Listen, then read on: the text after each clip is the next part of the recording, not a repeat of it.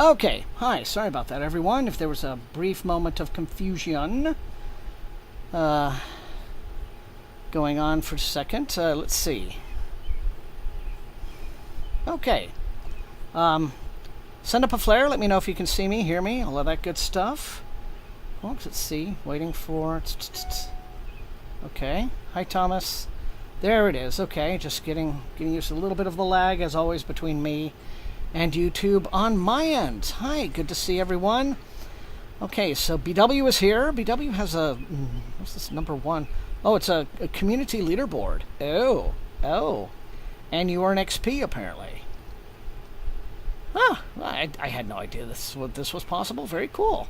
But I don't want to set up a competing competition thing in my chat. You are all loved equally. I want to make sure. So anyway, hey Canine, hey Lisa, Devlin is here, and Aura's here. Not so good. Everybody, Jackie, hi. Kelswitch. All right, we're here. All is well. It is time.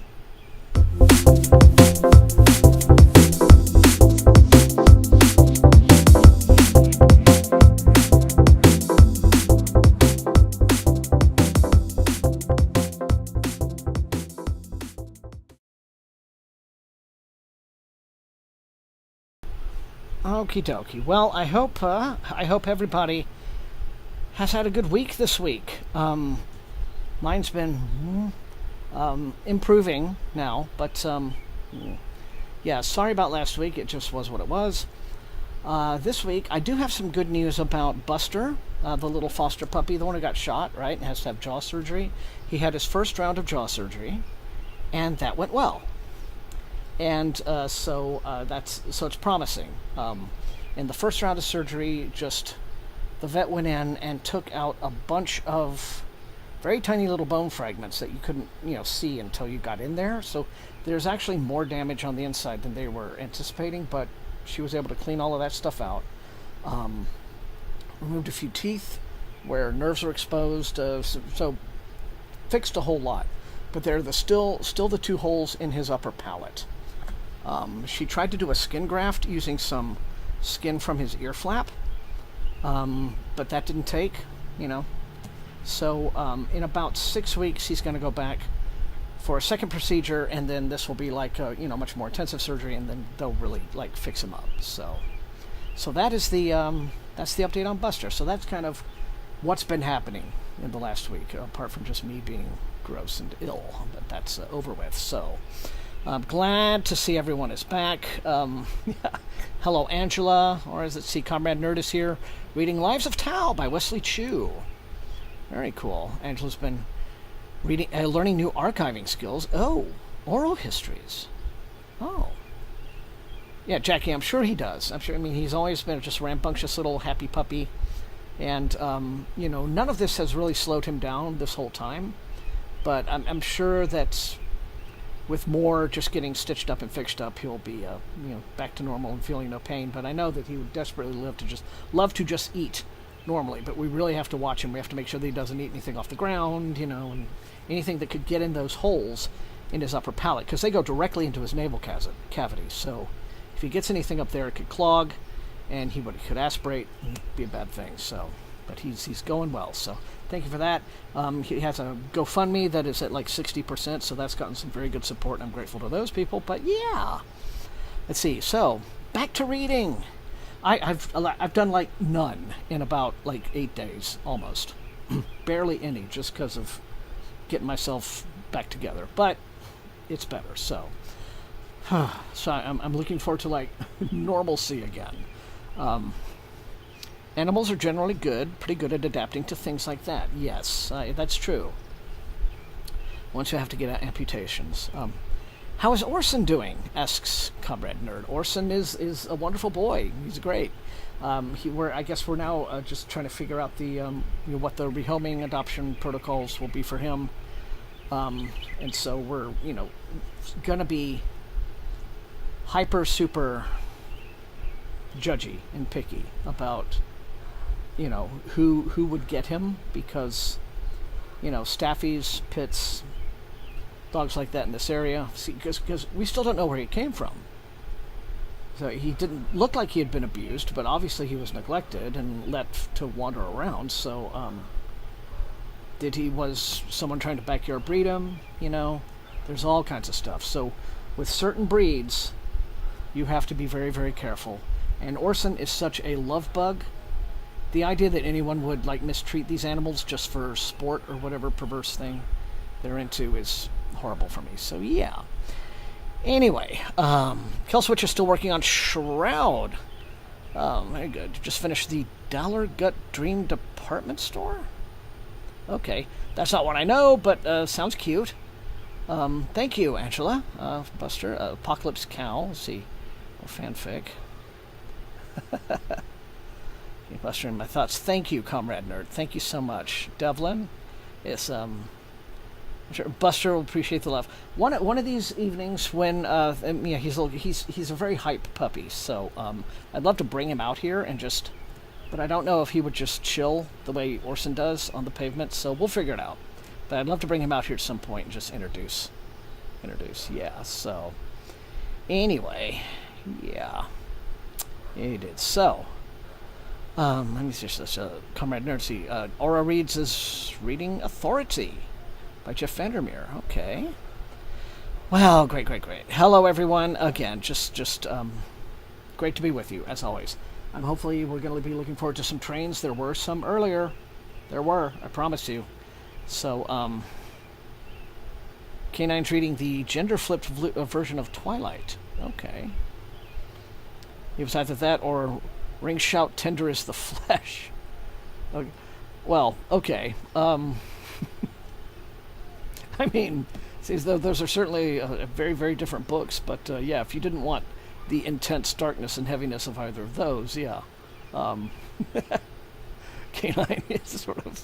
Well, I could have this one book that's basically genderfoot Twilight, or I could have these intensely horrific horror books. Right.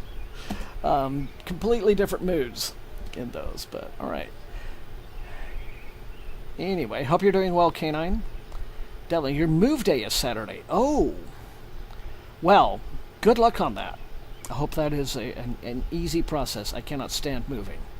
You're seeing this billowing smoke here in the corner. Many of you have no doubt noticed it, and you think, well, you know, Thomas knows what he's doing. Hopefully, yeah. That's my little citronella oil lamp burning. So I'm all sprayed down. It is a pleasant evening. The sky is clear, but it has just been intensely hot and humid already, and it's only the very beginning of June, so I am dreading July and August. They say we're in the running for like an all-time record hot summer, around the entire country, probably the globe as well. So I hope that it is not too hot of a weekend for you moving, Devlin. I'm going to quit yammering here. Just mention my book this week is When the Wolf Comes Home. It is the new book by Nat Cassidy. I'm guessing it has something to do with wolves or werewolves or something. But everyone is saying that this is Nat Cassidy's very best. And very, very creepy and scary and intense. So I'm looking forward to it. The Devils is an absolute blast. Loved that one. So it's got me in the mood for just,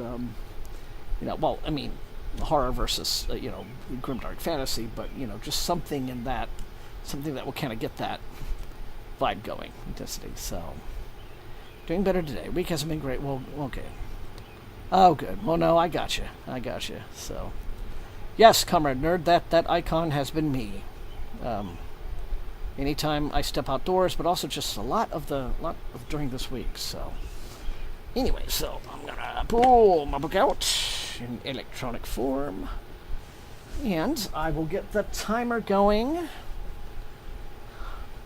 Oh, very cool. Well, then I'm super looking forward. Decent little crowd tonight, so I'm glad to have all of you here. I say that a million times per stream, don't I? Express my gratitude that you're all here. Well, because I am grateful. You could do anything tonight for 2 hours, and you choose to hang out with me, sitting on my porch reading a book and reading with me, and I'm very grateful for that. I love that community. So, reset our boomf.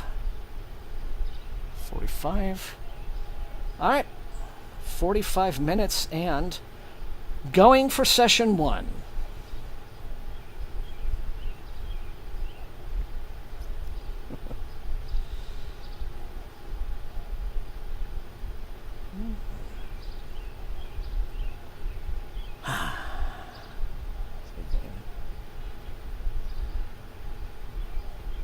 Oh, wow.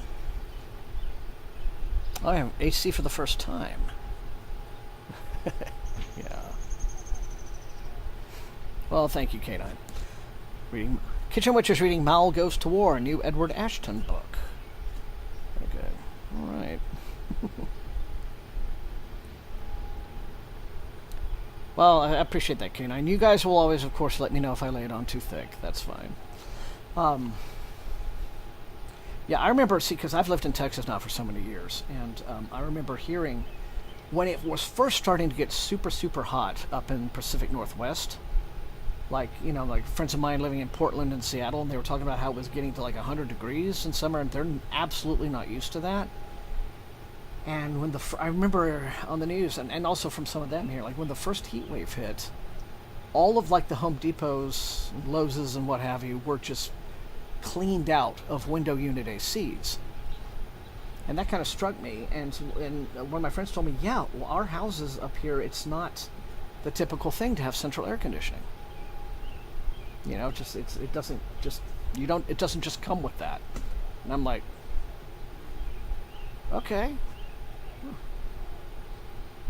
Yeah, because so I have a feeling that a whole lot of folks will what am I doing? Be experiencing a new normal when it comes to regulating their temperatures.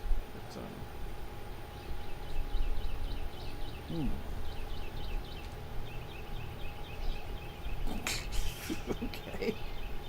All right. I have a feeling that you know, when a book starts out like this, I know the vibe is going to be interesting to say the least. Okay. So. All right, Nat, you've got my dad was actually not. My dad was a wonderful man, but yeah, I've known some dads who were,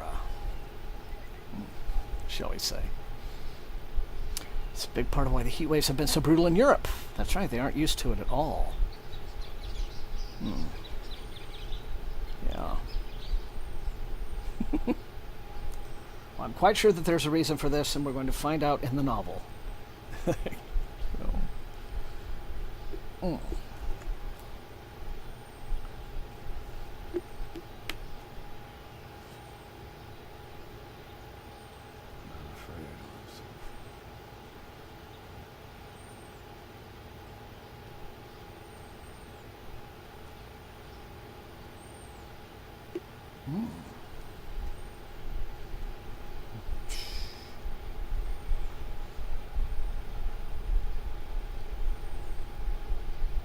Okay, so we're establishing that Dad is the wolf here, so...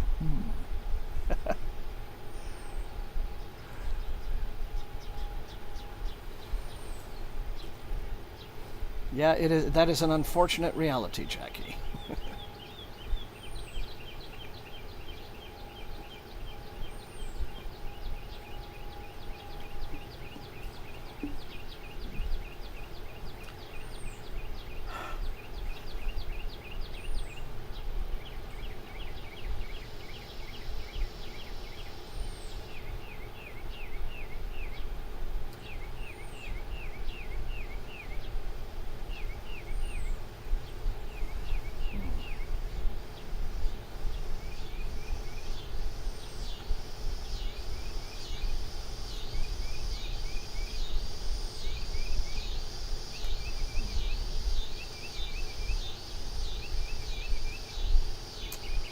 Oh, yeah.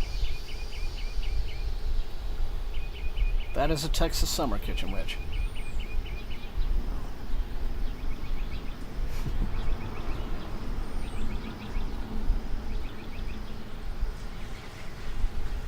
That's the nature fear.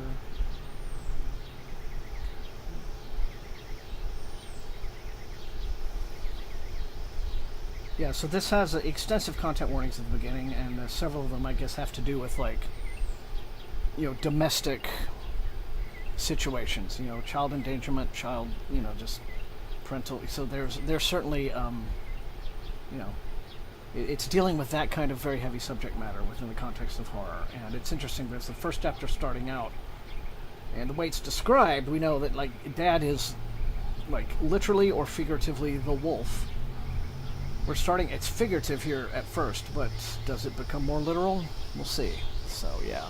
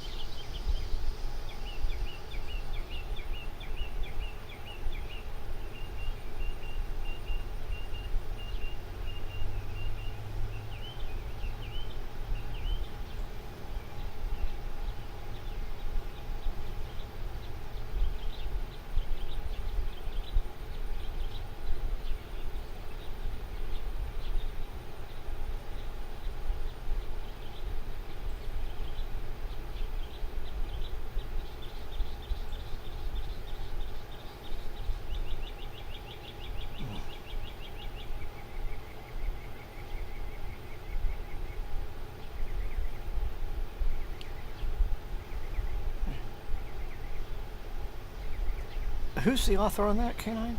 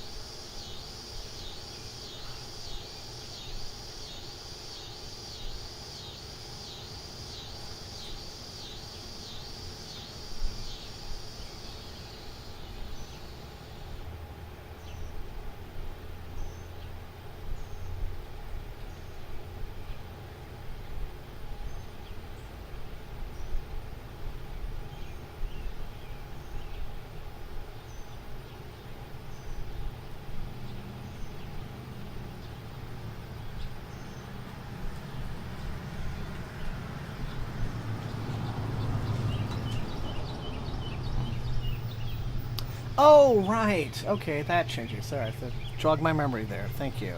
Victor Laval. I'm like, all right. Yes, that is a Victor Laval I've got to catch up with.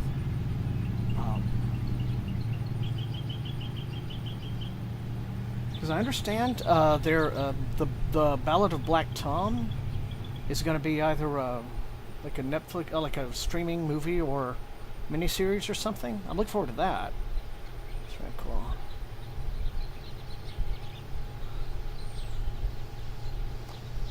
And that's it. I'm postponing reading it. I mean, watching the show until I read it. Of course, The Changeling. Yeah. Mm-hmm. Oh, I gotcha. Very interesting. Very interesting.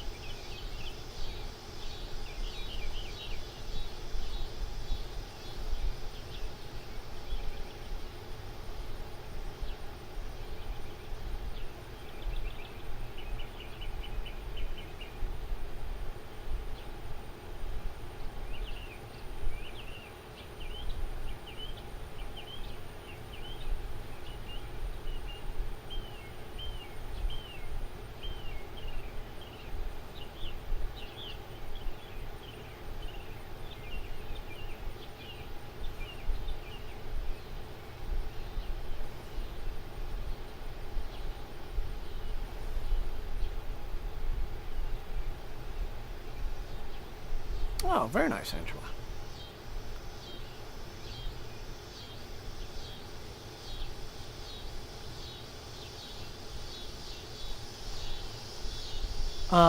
Well, I don't have one at the moment, BW, but if I get a bunch of packages in next week and don't feel like dropping them immediately onto Instagram, which is what I have been doing with mail lately. Just I'll get some something new, and I'll just onto my Instagram. But yeah, it has been nice to kind of share those with you guys here. So maybe I'll save some things. I know something that is coming in that I will enjoy saving and showcasing here. So maybe I'll just think ahead to doing that. So.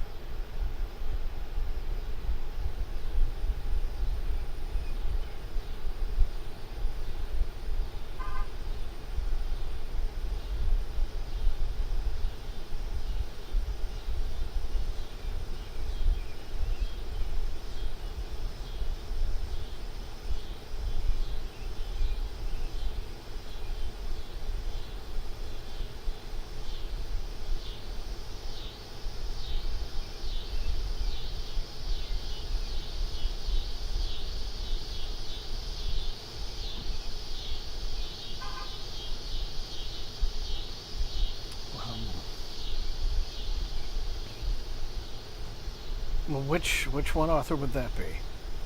Because I can actually think of a couple, right? 2 or 3 right now.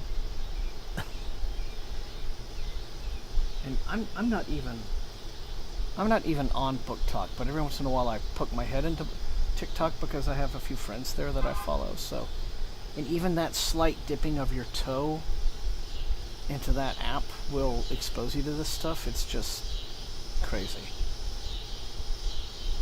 But yeah, which one do we mean? I mean, I guess there's a reason you don't want to just drop the name into chat, K9, maybe, but I can think of at least 2 or 3 author dramas right now percolating, shall we say. So.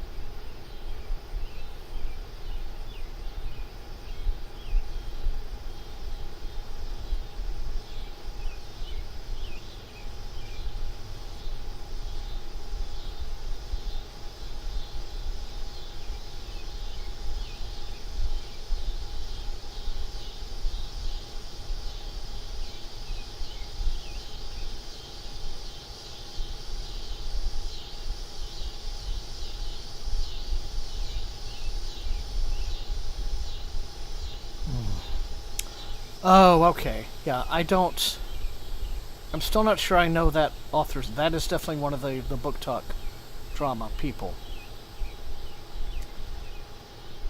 That lady who's like, I write with the white voice. Whatever that is. Yeah. I see a million people stitching her, but I haven't seen her original video, so again, I'm not quite sure what her name is, but I do know her, I mean, I have the image in my head of her just yammering on, and then, yeah.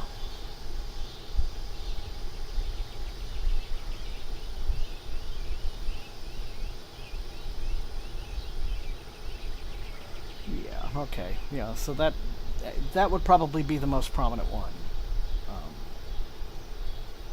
Of the, at least, like I said, 2 or 3 that I know of, but that is just what this is why I just don't do Book Talk. I feel, just in addition to me just not thinking that's the right platform for how I like to cover books, it just seems like, and of course, the good book talkers will just bristle if you say this, right? And I can understand, because they don't like to have that association or that stereotype out there, but you get on it, and it does honestly seem like 90% of Book Talk is drama. It's either creator or author drama, and then 10% of it is actually talking about books, right? And then the talking about books is usually people either bitching about how bad Rebecca Yarros is, or how bad whatever the hot marketed book product is that everyone seems to be buying, but no one seems to like, right? Like silver elite, you know. It's crazy. And I just, yeah, like I said, I wouldn't even log into the app if there weren't like a handful of friends that I like to, you know, keep tabs on in there, because they are doing good work and it's interesting. But yeah, not for me.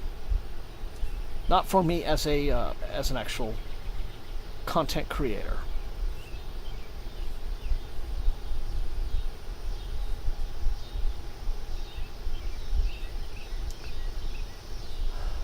So it is what it is. Yeah.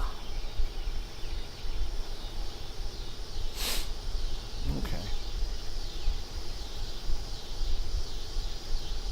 I think there's definitely some overlap with TikTok and Threads, even though Threads is meta, linked more to Instagram. But yeah, I think a lot of those folks are talking on Threads. Yeah. Anyway. The other one, since I mentioned it, the other stupid book, I don't know if it's drama, but it's just something that, of course, everyone's making fun of. That old fraud James Fry. Anybody remember James Fry? Okay. Don't like fraud, get bored of... Yeah, exactly. That's another thing I hate about it, Killswitch. It's just, you know, there's no real control at all. You just get what you get. Well, James Fry, he was a guy who wrote, I think he's a con man, really. I mean, he kind of burst onto the scene with this sort of what he claimed to be an autobiographical novel, which turned out to be like, you know, like someone having like horrible drug issues or whatever in this tough life, and turned out to be not true at all.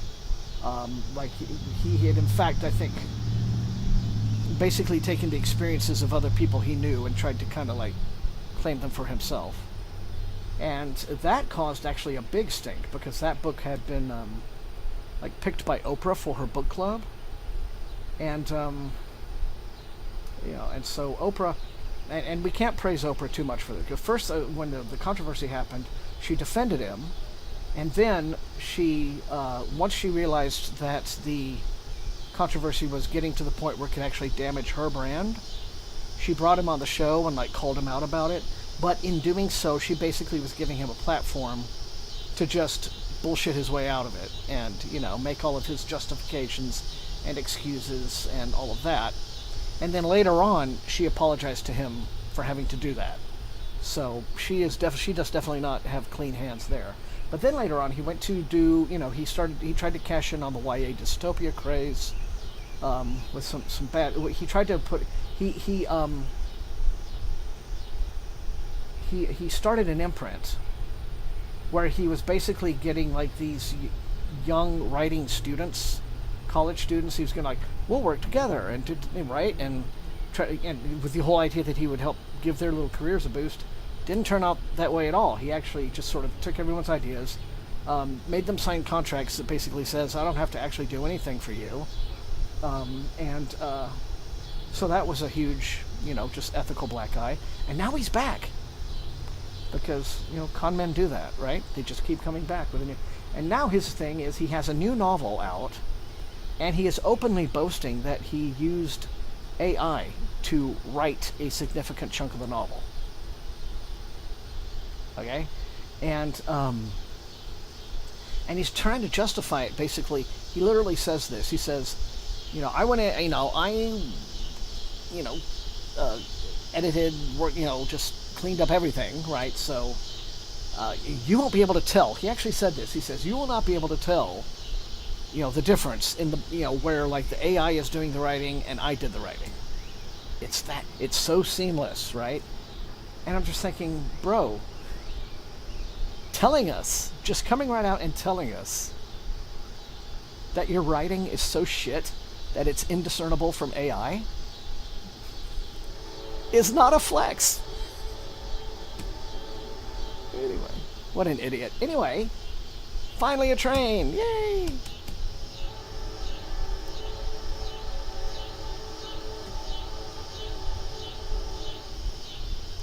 Yes, K9, that was hilarious. That person was an even bigger idiot.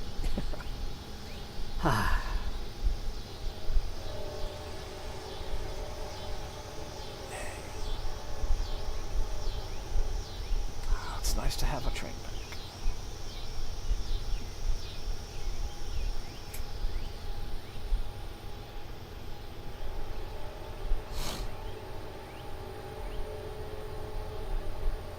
So, yep.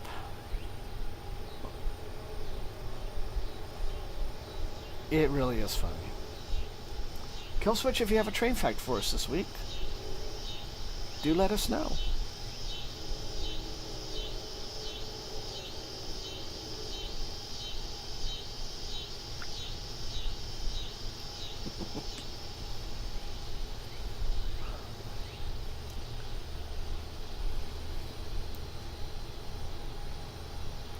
You had that ready to go, didn't you, Killswitch?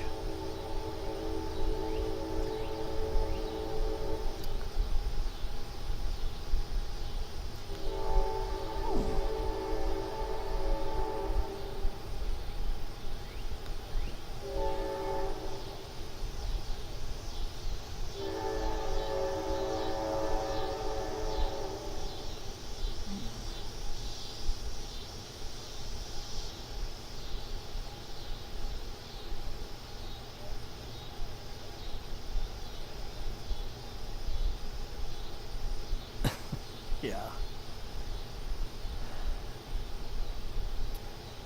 I would think that the Glacier Express, because it's called the Glacier Express, probably is a sightseeing train, yes. That would account for the very slow speed. I'm sure that's deliberate.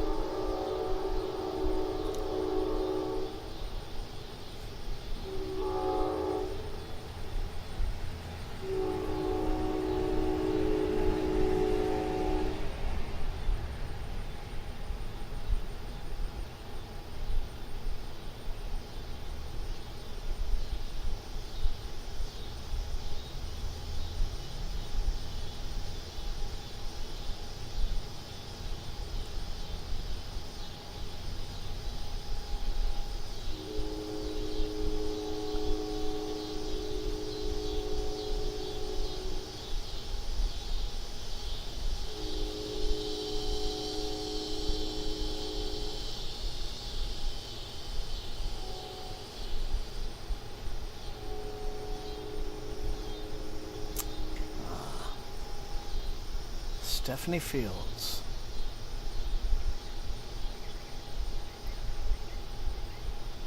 Stephanie Fields made herself the main character of Book Talk. And I'm sure she regrets it. Or maybe not. Like you said, maybe she's doubling down.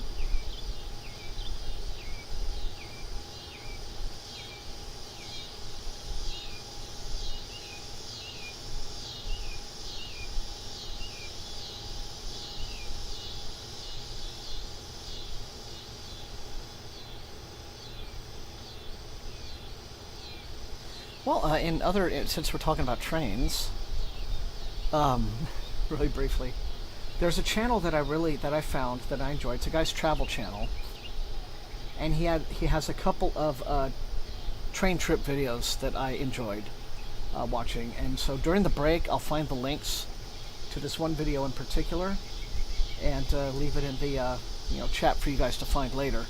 But it's he does what I like about his travel videos is he doesn't do any voiceover narration, but he does the subtitles. So if you turn on the subtitles, it's his running commentary about what he's experiencing. Sometimes it's very witty. I don't know where he's from exactly, the creator of this, but he does, he travels all around the globe.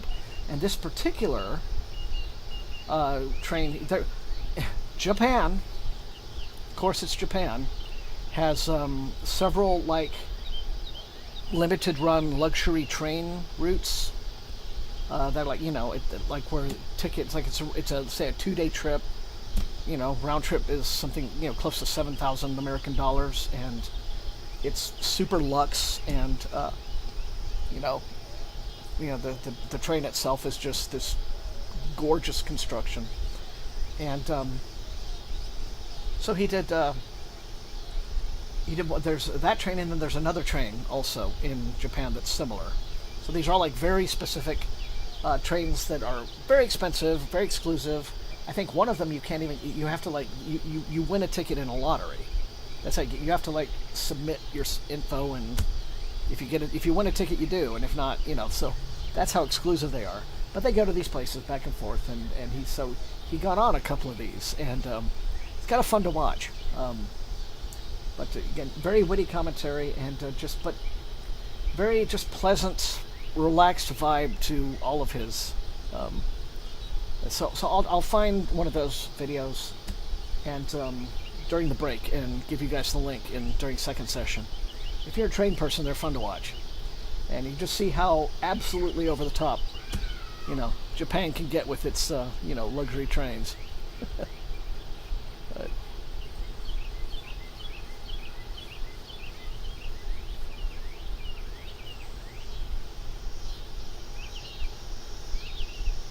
overnight sleeper train to Inverness.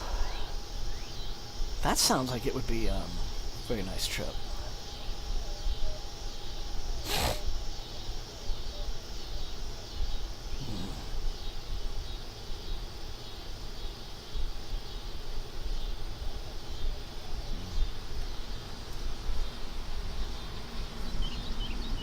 Yep. Ah, well.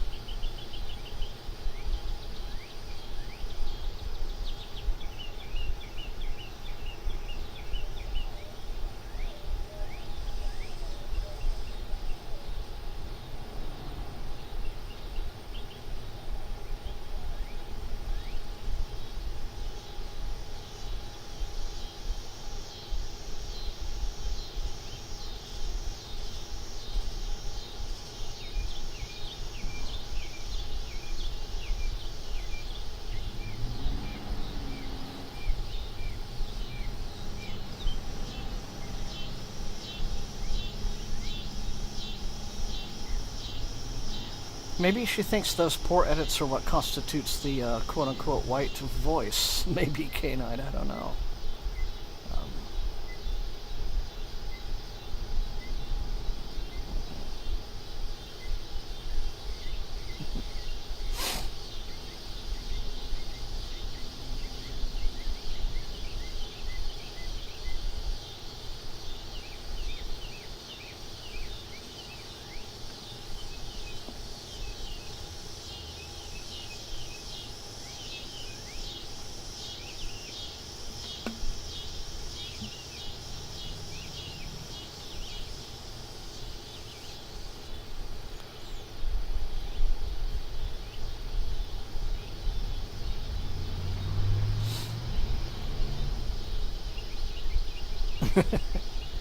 Angela, 44 is it's not even close to old. But yeah, an overnight sleeper train does sound fun.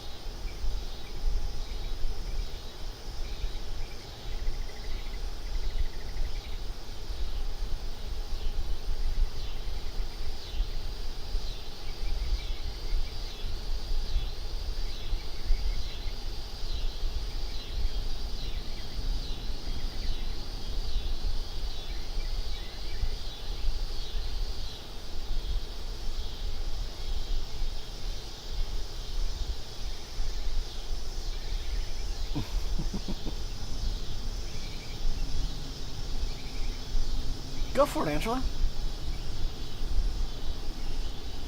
Canine's right. Can't hurt to learn something new.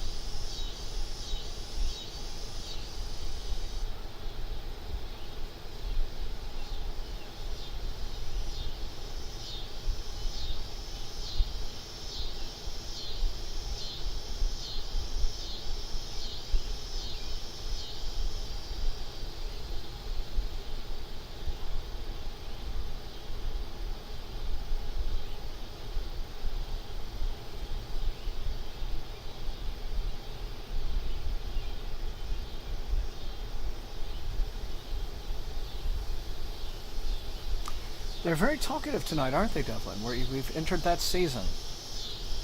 The 7-year boys have come out. Come out of the ground.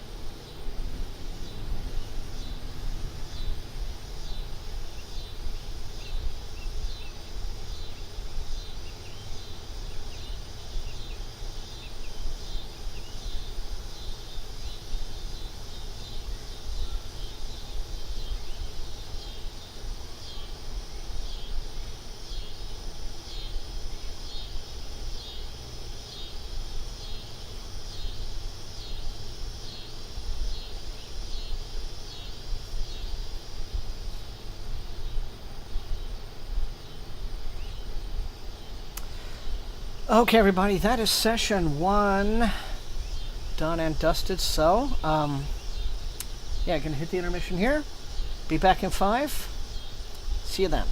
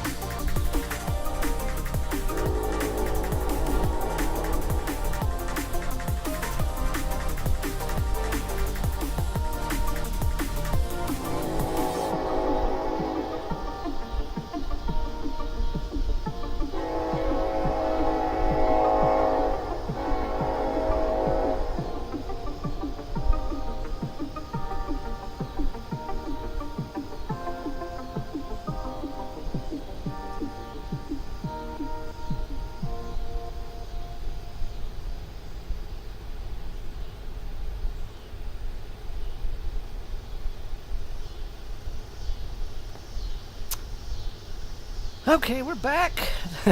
Yeah, the train turned up middle of intermission, and I thought, well, I'll just slowly, without interrupting intermission, let it back in. So, trains,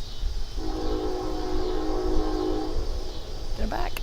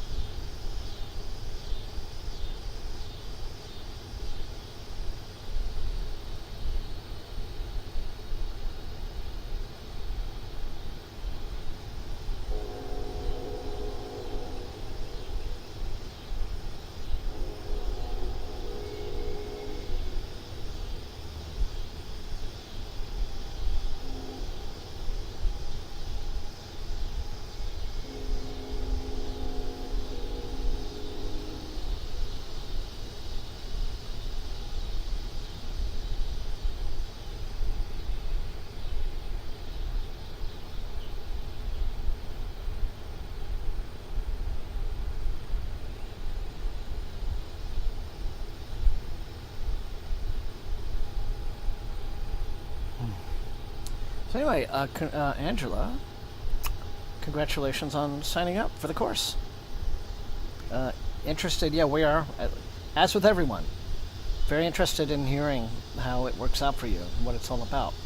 And I found, let me see, just double check this. The, well, let's see, is that doing anything? Okay. Let's see if this link is right, because it just went poof. Okay, so that's it. That's the train video that I told you about. This, luxury Japanese train that goes for like 2 days, and little travelogue video. I'll just leave that link there for you to just save for later. It's about a little over an hour of a video, but it's a very pleasant and relaxing watch. And if you like trains, it's a very modern train. This is the kind of thing that Americans and Westerners, you look at something and you see it and it's so futuristic. You're like, yeah, that's Japan, but no. So there's that. Anyway, second session start 45 minutes, and let's go. Okay, thanks.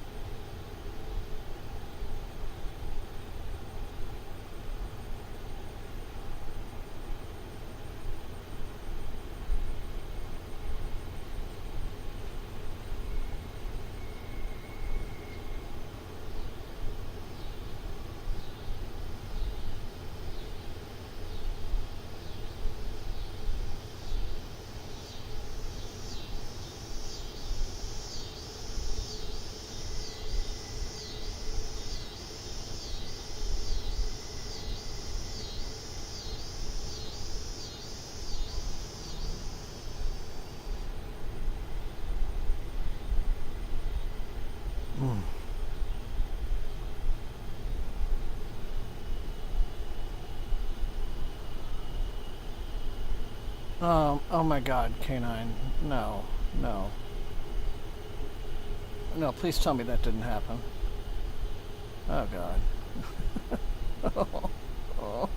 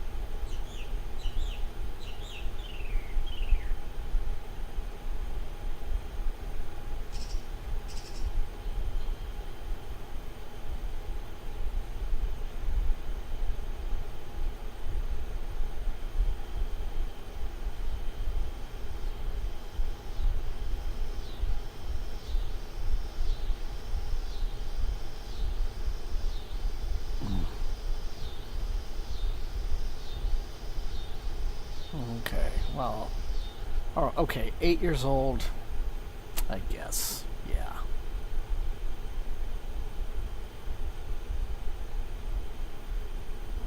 Still. Yeah, the passage of time is a brutal thing.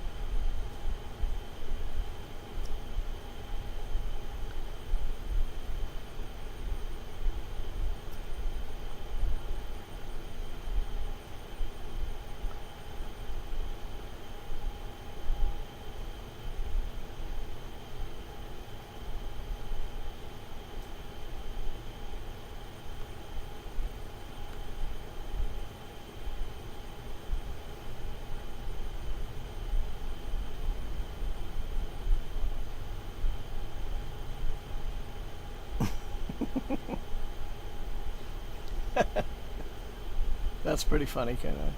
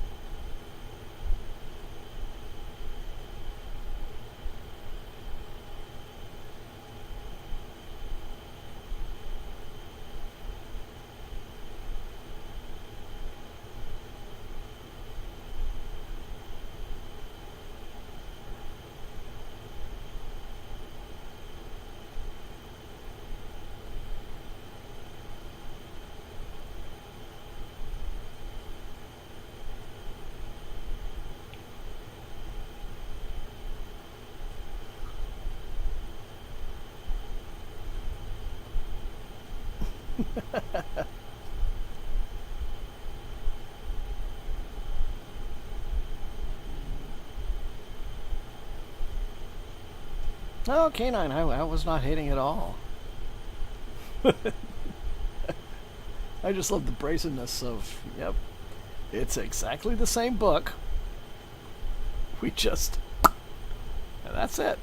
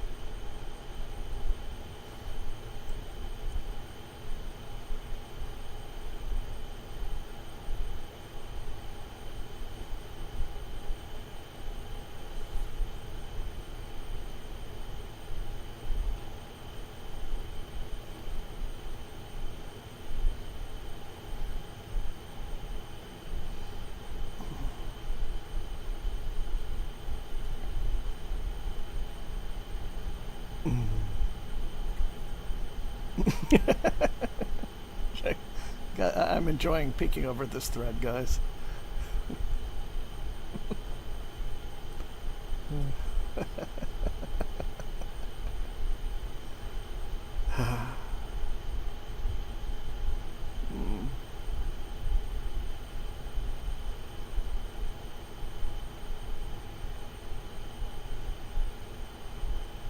Okay, I have a confession to make. I can, I did not find the Hunger Games books.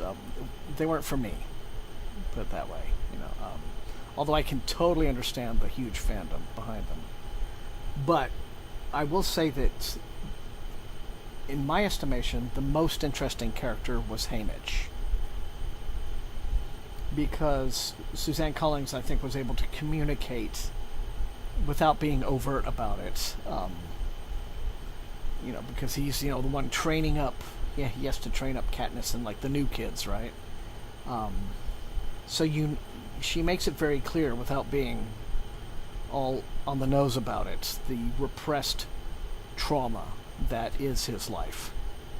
And I thought that, so the handling of his character was very well done in the original books. And so for the new book to kind of show his origin story and exactly what it was that broke him as a person, as I could see, would probably this could probably be like the best ever Hunger Games book, conceivably, yeah. And certainly a lot of fans are having that reaction to it, that oh my God, the ending of this book. So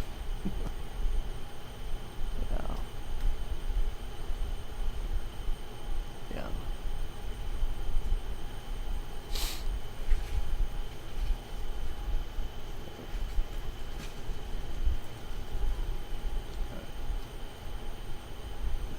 Want to understand it, you get online, and I think like all some of the deep fans are already probably, there's going to be the usual whining about the casting for the movie. Oh no, this person's not right, blah blah blah. But they'll probably get over that.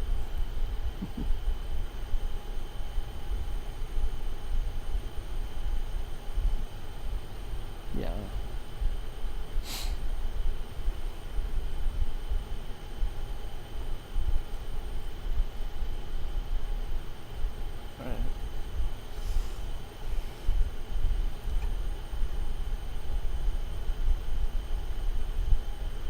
There you go, Angela. That's how you know you've got quality.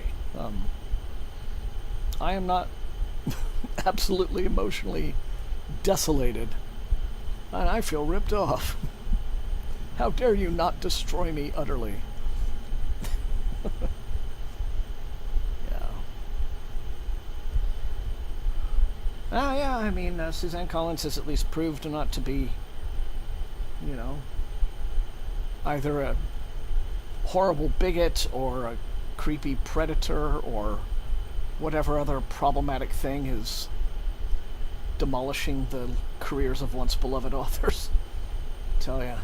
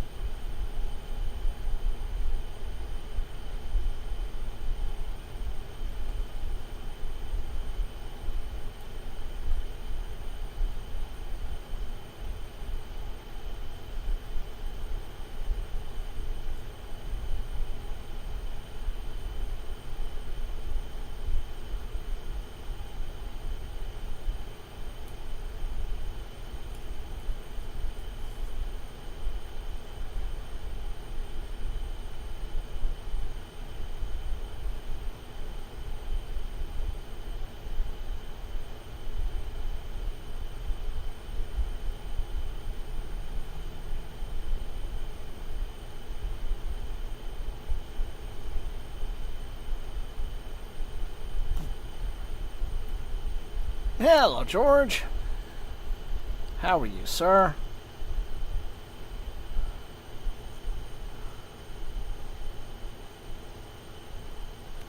Glad that you have made it. How are you doing?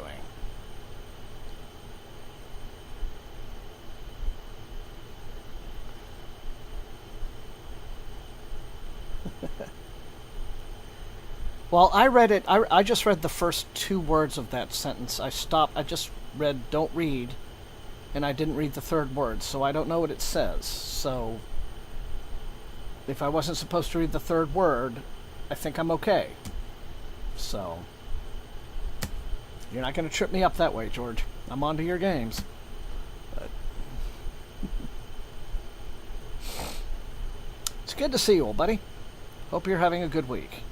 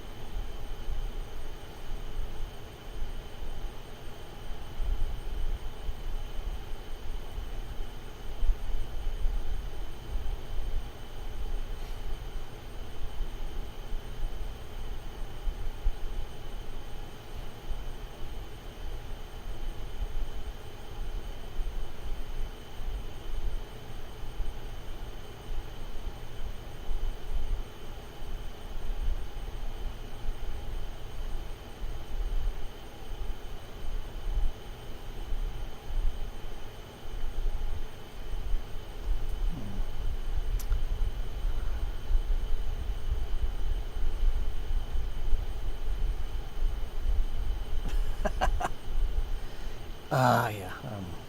Terry Goodkind. That's woof. So,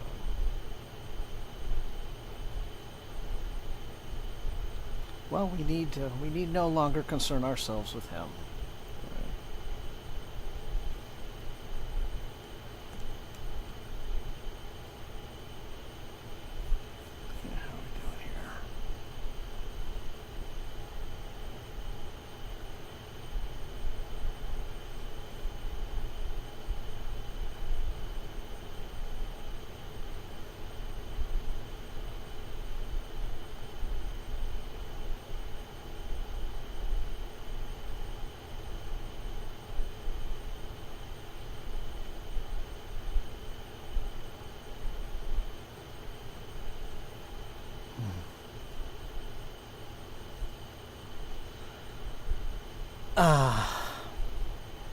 So he did a really massive epic fantasy series right around the time that Robert, a little bit after Robert Jordan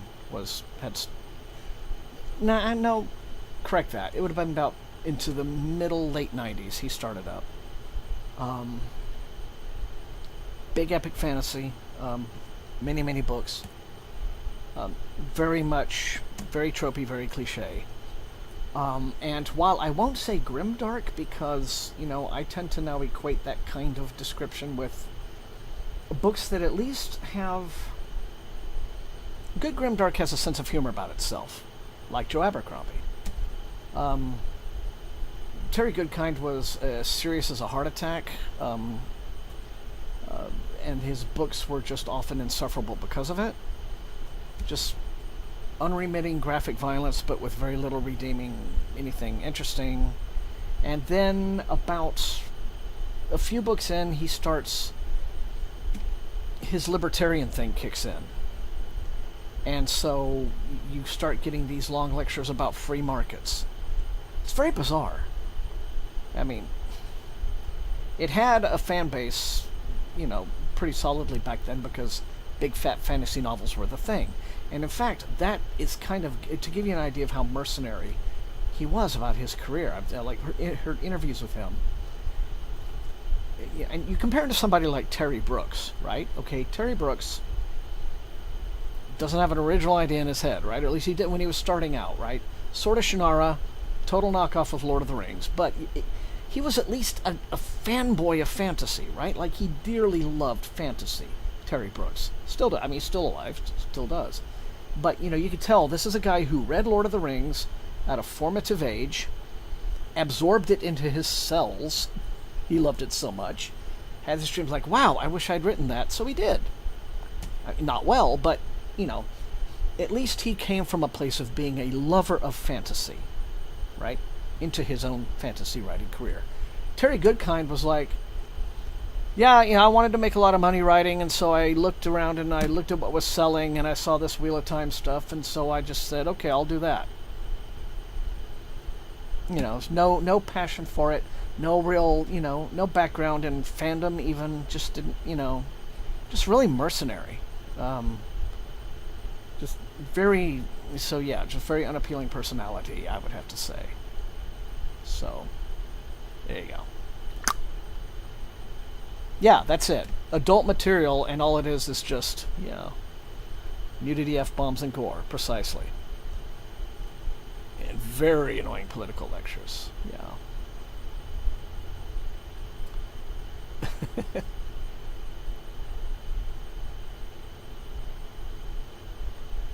yes, Aura, he does also have that, I should say, past tense, super pretentiousness about himself and his own importance. So, yeah, it's a good loop to be out of, K9. I would have to say. But anyway, so that is time on the timer, though. And so, yeah, I'm glad that you turned up, at least before it ended, George, to grace us all with your. I owned the Sorcerer for a couple of days. Could never get past the first few chapters. Yeah. It was, yeah, I mean, Sword of Shannara is just, amateurishly written, but it's not, just, you don't feel unclean reading it, put it that way. So, yeah. So, if you missed the Goodkind era, consider yourself lucky. Anyway, oh, and right up until just a very short time before he died, he was still a jerk. Right? Like, he alienated a lot of even his own fans when, for one of his last novels, he had a cover artist who was actually a pretty decent cover artist, but he mocked the guy on his Facebook page for no reason, right? And that people just thought that was, even his fans were like, dude, that's uncool. That's just not cool. The artist ended up getting a Hugo nomination, but just like that, just had that kind of jerkwad personality. So, yeah, nothing of value was lost. Put it this way: Starship Trooper 4, the political speeches by the characters. Even I could stand. There you go, George. Yeah, I mean that's it. You know what you're getting. If an author's like, okay, a polemic, you go into it knowing that, and there are political speeches, and then there are political speeches, right? Like a writer can include those in a book, in a way that makes them thought provoking, or they're just annoying. I think that's the difference between doing it well and doing it not well. So, yeah. Yeah, I do like Starship Troopers. Starship Troopers, even though I don't align myself with Heinlein's politics, to put it mildly. I do. It's an interesting book, and I think one of the things about it and its reputation was it was probably one of the first examples of military science fiction where, if you were someone who had served in the military, you would, at least identify with the what was being depicted. Yes, futuristic, obviously, what's being depicted, but you could still, there was enough there where, like, someone who had lived the life, shall we say, felt validated, and then that would go on with some other good examples of military science fiction later on. But yeah, so authors, yeah. Well, there's that, K9. There is. Bringing up, points of view in order to interrogate them. I think Heinlein was bringing up a lot of points of view that he wasn't interrogating, that he did support. And you get to, like, an example of bad Heinlein would be something like Farnham's Freehold. You want to talk about libertarian science fiction cringe? Oh my God, right? But still, there's, he could go back and forth, Heinlein. Yeah, and so you never knew quite what you were getting. I think an example of Heinlein making commentary very well would be like one of his early books, one of his juveniles. It's a book called Tunnel in the Sky. Now that's a YA, basically. They didn't call it that back then. But Tunnel in the Sky is basically a response to Lord of the Flies. Because, Lord of the Flies kids crash on the island and, form a society, but then they all go savage, right? And Heinlein writes the opposite of that. In Tunnel of the Sky, you have kids, like, going through kind of like, it's a school field trip through a wormhole to, like, explore this other planet. But, oopsie, wormhole closes, kids are stranded. So they form a society, and it succeeds. It succeeds so well that, like, when the grown-ups finally show up to rescue them, some of the kids, not all of them, most of them want to go home because they're kids, but some of them are like, hi, we have a nation here, we'd like to be recognized. And of course the adults don't take them seriously, but, it was a repudiation of that, whole idea. And in fact, I think real sociologists and anthropologists lean more towards that. They're like, the Lord of the Flies scenario is not necessarily true. There's not this inevitable slide into total brutality if, the guardrails of society go away. People will try to hang on to something, even kids. So, yeah. Sorry, George. Yeah. I have not read Revolt in 2100, George. But, yeah.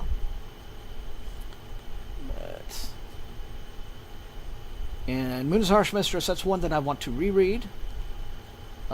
Because I read that when I was a teen, and so, too many lost brain cells under the bridge for that one, but Heinlein had 3 eras, a few good books.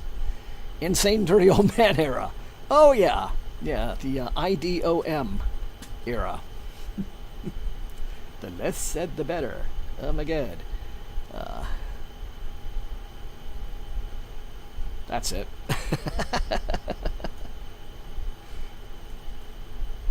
Yeah, the wormhole. They would just do it to be trolling the future.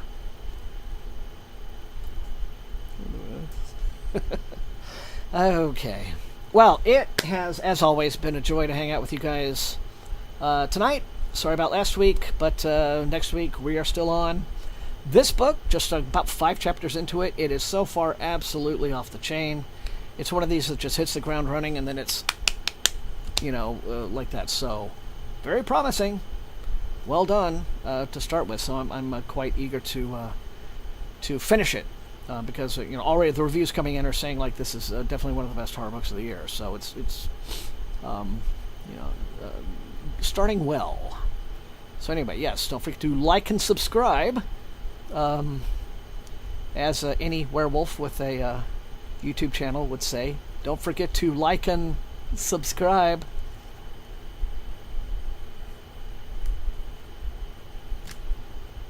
I got a pun in before George. So, yes, and I'll try to. I haven't been again because when I was sick, I didn't get on the Discord at all. So I have some, I'm sure, probably some conversations to catch up on. Thank you all for being here. Yes, happy to host all the time. Love you guys. See you next time. And in between now and then, get some editing done this weekend at long last. So, love you all.